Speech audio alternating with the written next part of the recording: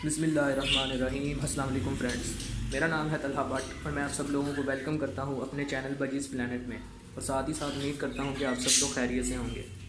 दोस्तों, आज की इस वीडियो में मैं आपको बताऊंगा कि किस तरह की छल्ली या भुट्टा, जो भी आप अपनी ज़ुबान में कहते हैं इसको, वो किस तरह का अपने बर्ड्स को यूज़ करवाना चाहिए और किस तरह का बर्ड्स जो है ज़्यादा लाइक करते हैं और कौन सा डिसलाइक करते हैं।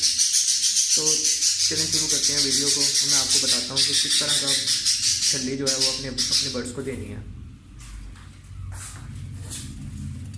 दोस्तों, ये आप लोग देख रहे हैं छल्ली है।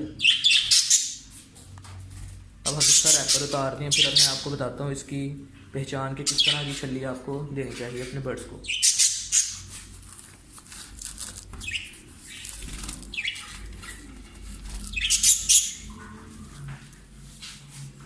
ये आप लोग देख रहे हैं, मैंने इसका रैपर उतारा है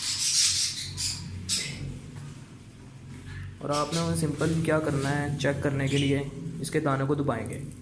देखिए देखिए, जैसे ही मैं इसको दबाता हूँ तो इसका जो रस है वो, इसके दाने फिस जाते हैं और इसका रस जो है ना वो आ जाता है।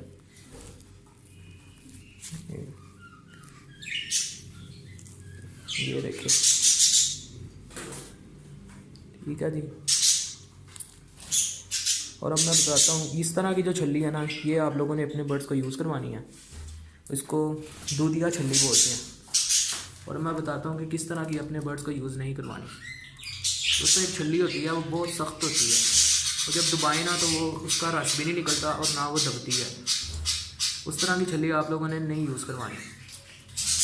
तो जो आपको मैंने इस वीडियो में दिखाई है, सिंपली आप लोग सिर्फ वही यूज़ करवाएं और ये देखेंगे कि आपके बर्ड्स बहुत शौक़ से खाते हैं।